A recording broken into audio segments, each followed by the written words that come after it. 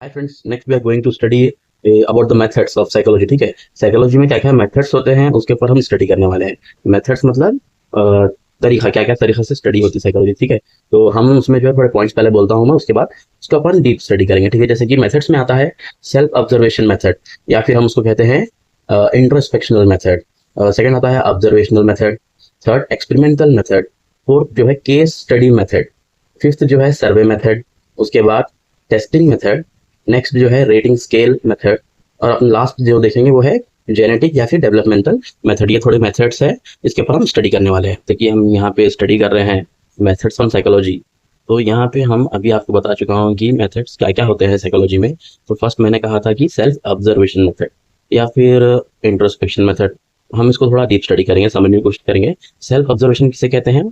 जो हम खुद ऑब्जर्व करते हैं उसको सेल्फ ऑब्जर्वेशन कहते हैं। ठीक है, या फिर इंट्रोस्पेक्शन, वो भी नाम से पता चल रहा है, खुद का इंस्पेक्शन करना, इसको हम कहते हैं इंट्रोस्पेक्शन। ठीक है, तो जैसे कि एग्जांपल के तौर पे समझिए, यहाँ पर किसी का एक्सीडेंट हो चुका है। ठीक है, और वो एक्सीडेंट से रिकवर होके आ चुका है। मैं किसी को टीच कर रहा हूँ, स्टूडेंट कैसा हो गया मैं अब, या फिर उसकी मैं काउंसलिंग कर रहा हूँ। तो मैं जब उसको पूछूंगा कि तुम्हारे साथ क्या हो गया था, तो वो खुद से बताएगा। ठीक है, वो खुद को पहले ऑब्जर्व कर चुका है, इसलिए वो खुद से बताएगा कि एक्सीडेंट हो गया था। फिर उसके बाद वो रिकवर कैसा, हॉस्पिटल गया, ये सब कौन बता सकता है? वो खुद बता सकता है। जो खुद की चीज़ों को खुद बताता है, तो कैसे बताता है? खुद को ऑब्जर्व करके बताता है। ठीक है, तो उसे हम कहते हैं सेल्फ ऑब्जर्वेशन। और यहाँ पे हम थोड़े एडवांटेजेस और डिसएडवांटेजेस भी देखेंगे सेल्फ ऑब्जर्वेशन के। जैसे कि एडवांटेजेस में आता है, सेल्फ ऑब्जर्वेशन में हमको किसी कॉस्टिंग की जरूरत नहीं है। पहला तो हमको किसी कॉस्टिंग की जरूरत नहीं है, कहीं खर्चे की जरूरत है नहीं।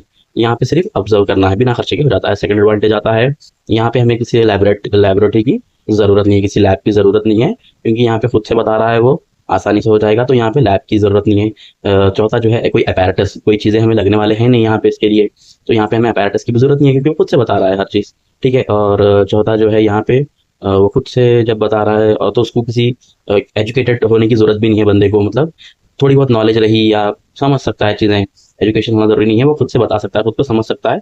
तो यहाँ पे एक नॉर्मल आदमी बता सकता है, लेकिन वो मेंटली रिटार्डर नहीं होना चाहिए। तो वैसे लोग जो है यहाँ पे आसानी से खुद के बारे में डिस्क्राइब करेंगे।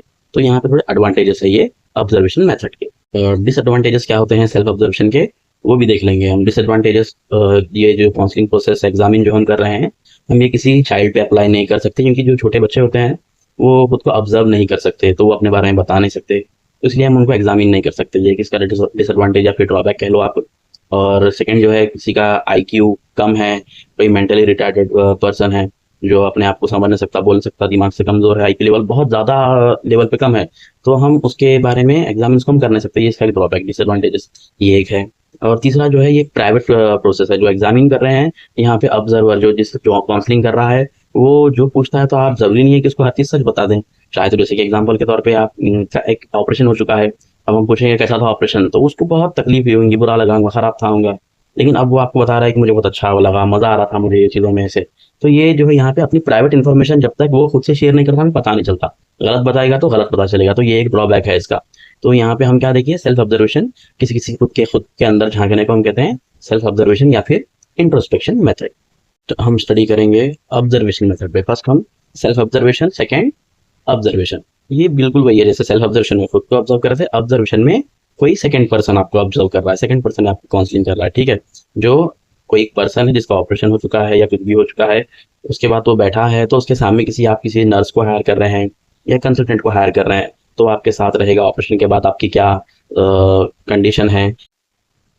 पर्सन जो है होश में नहीं है, तो वहाँ पे जो आपके साथ जो नर्स रहेंगे या कंसल्टेंट रहेंगे, वो आपको ऑब्जर्व करते हैं। तो जैसे कि आप जो है, आपके मूड स्विंग्स कैसे हो रहे थे, आपके रिएक्शंस क्या थे, आप क्या फील कर रहे थे वैसे टाइम, आपके रिएक्शंस पे वो आपको डिस्क्राइब करेगा। ये हो गया ऑब्जर्वेशन प्रोसेस। ठीक है, इसमें भी जो है एडवांटेजेस और डिसएडवांटेजेस होते हैं। इसमें एडवांटेजेस क्या होते हैं, इसमें कोई चाइल्ड पे भी आप ये अप्लाई कर सकते हैं। यहाँ पे कोई छोटा चाइल्ड रहा तो प्रॉब्लम नहीं होगी आपको।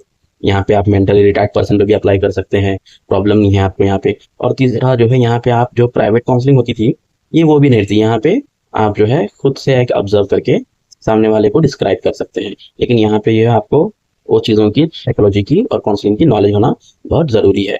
ये थोड़े इसके एडवांटेजेस है। डिसएडवांटेजेस में ये है कि यहाँ पे जो है, जो काउंसलिंग करने वाला बंदा है, तो उसको जो है उसका अल्टर होती है नॉलेज, जैसे कि उसकी जो फीलिंग्स है, जो उसकी थिंकिंग है, डिपेंड करती है कि वो किस तरह से इसको काउंसिल कर रहा है। जैसे कि उसकी नेगेटिविटी वाली कौन फीलिंग है या अंडरस्टैंडिंग नेगेटिविटी वाली पॉजिटिविटी वाली अलग अलग डिफरेंस है, तो उस तरह से वो उसको डिफाइन करेगा यहाँ पे ऑब्जर्वेशन में, ठीक है। तो यहाँ पे पॉजिटिविटी लेके बैठना बहुत ज़रूरी है काउंसलिंग करने के लिए। ये ऑब्जर्वेशन के एडवांटेजेस और डिसएडवांटेजेस। ऑब्जर्वेशन मेथड दो तरह की होती है, एक डायरेक्ट ऑब्जर्वेशन और एक इनडायरेक्ट ऑब्जर्वेशन। डायरेक्ट ऑब्जर्वेशन में क्या होता है कि हम जो है जिसकी काउंसलिंग कर रहे हैं तो उसके बिल्कुल सामने बैठ के उसको डायरेक्ट ऑब्जर्व करते हैं, तो वो हो गया डायरेक्ट ऑब्जर्वेशन।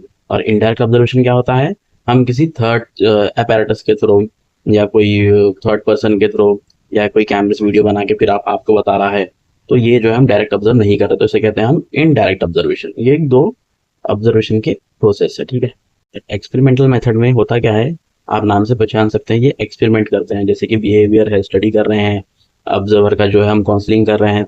तो यहाँ पे जो है हम इसे डायरेक्ट काउंसलिंग तो कर लेते हैं, लेकिन यहाँ पे हम उसको पहले ऑब्जर्व करते हैं, ऑब्जर्व करके उसके ऊपर थीसिस लिखते हैं, फिर उसके बाद उसको हम लैबोरेटरी में लिख जाते हैं, रिसर्च करते हैं, उसके ऊपर रिसर्च करके लैब में उसको इन्वेस्टिगेट करके उसके ऊपर थीसिस लिख के पूरा एक डाटा प्रिपेयर करते हैं, फिर वो डाटा एनालाइज करते हैं। और वो डाटा एनालाइज करने पे और पेशेंट को ऑब्जर्व करने के, दोनों को कंपेयर करके देखते हैं, तो वहाँ पे जो है ये चीज़ों को हम जो लैब में लिख जाया करते हैं इसे कहते हैं हम एक्सपेरिमेंटल मेथड, ठीक है। जैसे कि हर चीज़ में एडवांटेज डिसएडवांटेज होता है, एक्सपेरिमेंटल मेथड में भी थोड़े एडवांटेजेस होते हैं और थोड़े डिसएडवांटेजेस होते हैं। एक्सपेरिमेंटल मेथड में एडवांटेजेस क्या होते हैं कि यहाँ पे हम जो डाटा कलेक्ट करते हैं बिहेवियर देख के, और हम जो है इसको एनालाइज करते हैं लैब में रिसर्च करने के बाद, इसका एक्यूरेट मतलब अप्रॉक्स मतलब करीबी नज़दीक मतलब एक्यूरेसी मिलती है रिजल्ट में। एक्सपेरिमेंटल मेथड में बहुत कम चांस है गलत प्रूव होने के। और इसमें डिसएडवांटेजेस ये है कि हम इसको कहीं पे भी बैठ के नहीं कर सकते, इसके लिए हमें लैब चाहिए होती है, और इस पे थीसिस लिखने के लिए ऑब्जर्वर के लिए बिहेवियर को अंडरस्टैंड करने के लिए जगह होना होता है। तो ये अंडरस्टैंड करने के लिए सिर्फ पर्टिकुलर स्पॉट्स होना होता है, तो ये इसका एक डिसएडवांटेजेस, ठीक है। ओके, केस स्टडी मेथड, ठीक है। केस स्टडी मेथड में क्या होता है, हम जो है ओवरऑल डाटा कलेक्ट करते हैं, बिहेवियरल पूरा टोटल जितना भी डाटा है वहाँ से लेके उसका एक सिस्टमेटिक साइंटिफिक स्टडी मतलब सिस्टमेटिक साइंटिफिक कलेक्शन करके एक सिस्टमेटिक वे में स्टडी करके उसका ओवरऑल डाटा लेके जब हम स्टडी करते हैं स्टार्टिंग से लेके एंड तक पूरा ग्रुप की या जो भी केस है उसकी स्टडी हम करते हैं, उसको हम कहते हैं case study method. Survey method है। सर्वे मेथड में होता क्या है, आप नाम से ही पता कर लेते हैं। सर्वे मतलब आजकल आप देखते हैं मोबाइल्स पे आपको सर्वे आते हैं कि कैसा लगा आपका एक्सपीरियंस, कैसा था, क्या था, आप यस नो या आप जो भी आप जवाब देते हैं वो सर्वे होता है। कोई चीज़ का आप डाटा एनालाइज करके ऑब्जर्वर का डाटा कनेक्ट करके आप जो है पूरा उसको स्टडी करके जब आप जमा करके स्टडी कर रहे हैं उसका एक रिसर्च करके तो आप एनालाइज करके जब देते हैं तो उसे हम सर्वे मेथड कहते हैं। सर्वे किधर भी हो सकता है, कैसा भी हो सकता है, जैसे ये बहुत ईजी एक फ्लेक्सिबल मेथड है।